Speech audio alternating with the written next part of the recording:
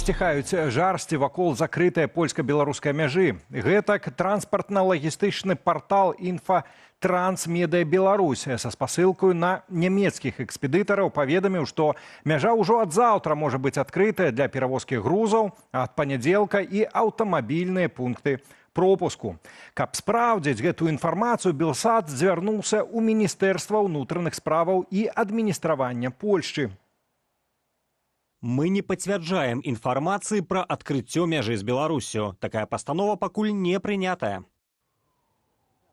Раней Польшча заяўляла пра намер адкрыць мяжу пасля таго, як Лукашенка спыніць нелегальную міграцыю з беларускага боку. Гэтая тэма была прадметам размовы паміж польскім міністрам унутраных справаў Радославам Сікорскім і ягоным кітайскім калегам Ван І некалькі дзён таму ў Варшаве. Тады Польшча запытала ў Кітаю, як у зацікаўленага боку, дапамогі ў развязанні пытання з мяжою.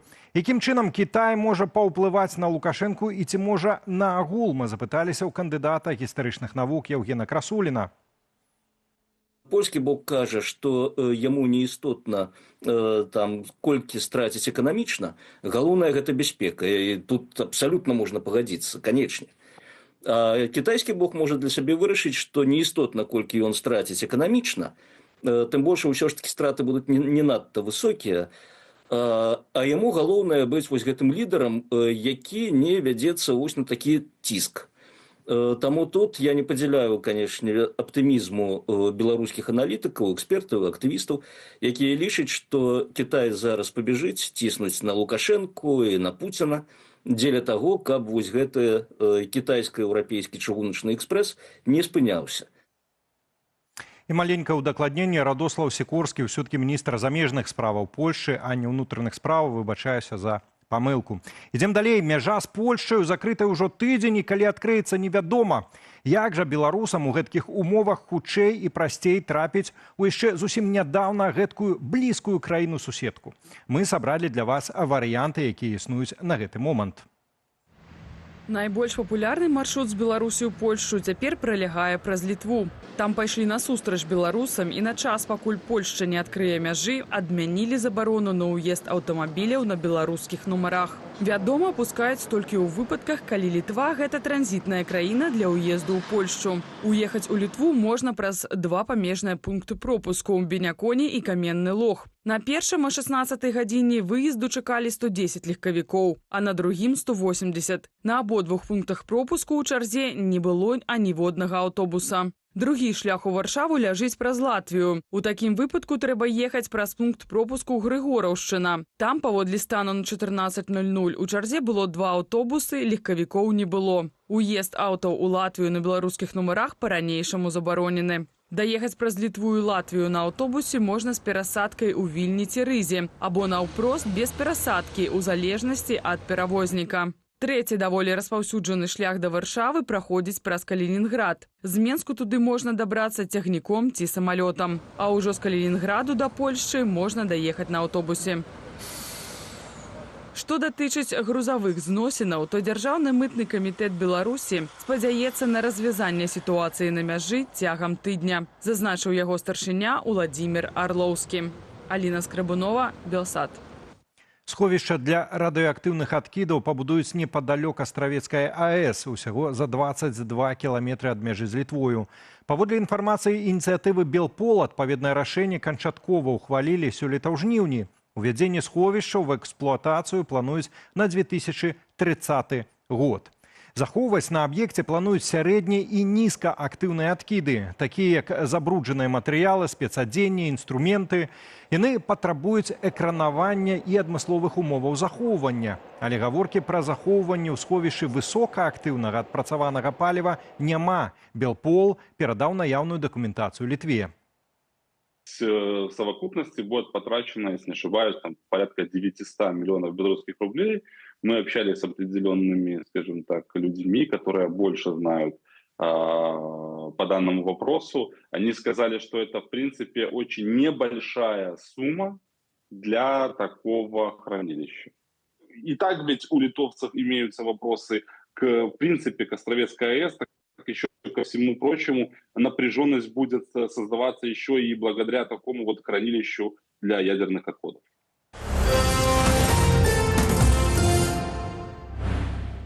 Больш жытла, больш грошай, інавацыі і турызм, як новая нафта. Урад, паводле вядомай савецкай завядзёнкі, распрацаваў планы на наступную пяцігодку, ужо 7-ю ў найноўшай гісторыі Беларусі. І, як заўсёды, планы грандыёзныя. Вось толькі пытанне, ці атрымаецца ў чыноўнікаў хаця б гэтым разам выканаць свае абяцанкі беларускаму народу, высвятляў Антон Бяздольны. Урад Беларусі на адмысловым паседжанні разгледзеў план сацыяльна-эканамічнага развіцця краіны на так званую пяцігодку, то бок з 2026 да 2030 года. Кіраўнік ураду Александр Турчин падкрэсліў, документ не проста набор лічбаў, а праваднік для органаў улады. И самое главное, как это повлияет на качество жизни. У дакуменце сабралі амаль 8 дзясяткаў розных праграмаў, ад задачаў для рэгіянальных чыноўнікаў да распрацовак, якія павінны зрабіць навукоўцы. Пры гэтым, са словаў міністра эканомікі Юрія Чабатарова, драйверам развіцця хочуць зрабіць новыя для Беларусі сферы. Создание собственной робототехнической отрасли соответствующей. И мы предусмотрели со следующего года кредитный продукт для предприятий для внедрения робототехники. У той жа час прыярытэтнымі ў чарговай пяцігодцы названыя 5 кірункаў.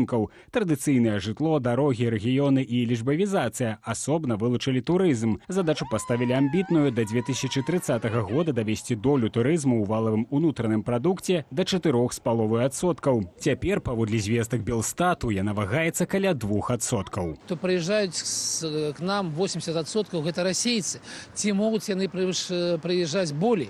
Напэўна, ужо не. Напэўна, у нас уже максімум. Пяцігадовыя планы развіцця краіны пачалі прымаць у Беларусі ў першыя гады прэзідэнцтва Лукашэнкі. Упершыню гэта зрабілі ў 96-м, на першым жа усебеларускім народным сходзе. Тады асноўную мэтаю называлася стабілізацыя народнай гаспадаркі. У наступнай, прынятой 2001-м, за 5 гадоў планавалі наблізіць узровень жыцця беларусаў да паказніку развітых еўрапейскіх краінаў. Самое по себе пятигадовое планаванне дзейнасці дзяржавы цалкам нармальная з'ява. Таму што ёсць шмат праектаў, якія доўжацца за год, за 2, за 3, і гэта і трэба рабіць.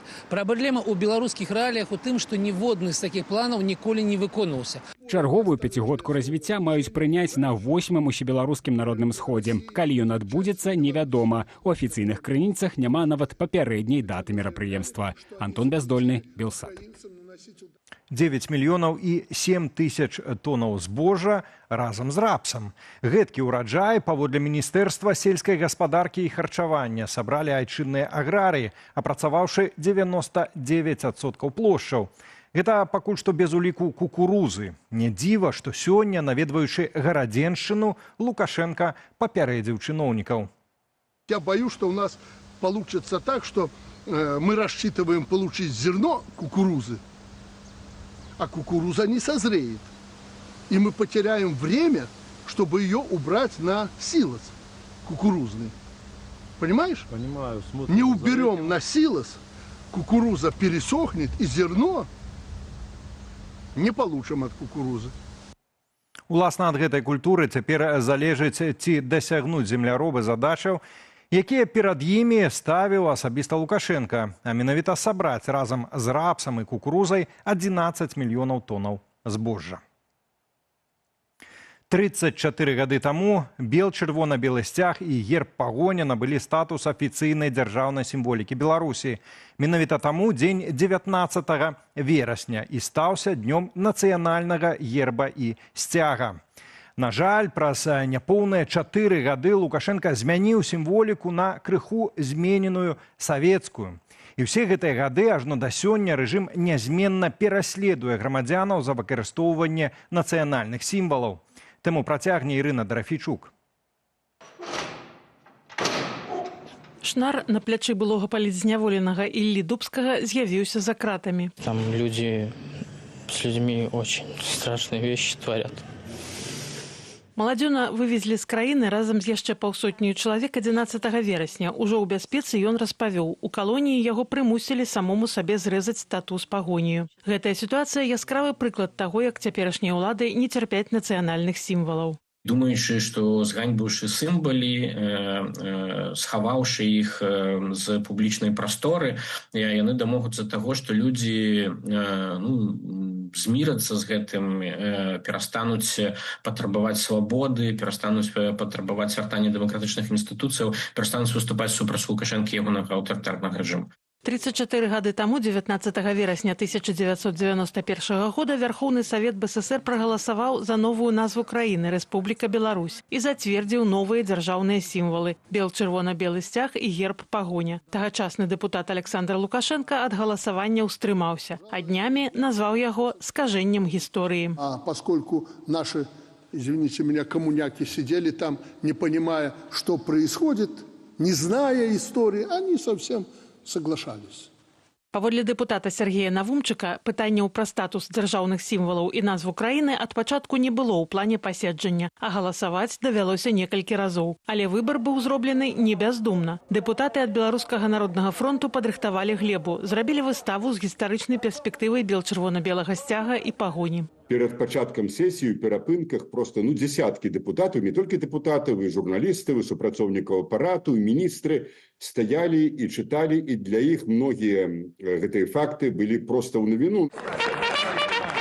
І хоць сваю першую прэзідэнцкую прысягу Лукашенко прымаў пад нацыянальнымі сімваламі, у 1995-м ён правёў рэферэндум і зноў зрабіў дзяржаўнымі былыя савецкія сцяг і герб. Пры гэтым выносіць на рэферэндум пытанне аб нацыянальных дзяржаўных сімвалах было незаконна. Бел-чырвона-белы сцяг і пагоня засталіся сімваламі супраціву аўтарытарнаму рэжыму. І ў 2020 годзе менавіта з імі людзі выйшлі на вуліцы падчас паслявыбарчых пратэстаў. Гэта нават не нашыя каштоўнасці, вот толькі нашага пакалення. Гэта тое, што належыць папярэднім пакаленням беларусаў і будуць належыць наступным пакаленням. Ірына Дарафейчук,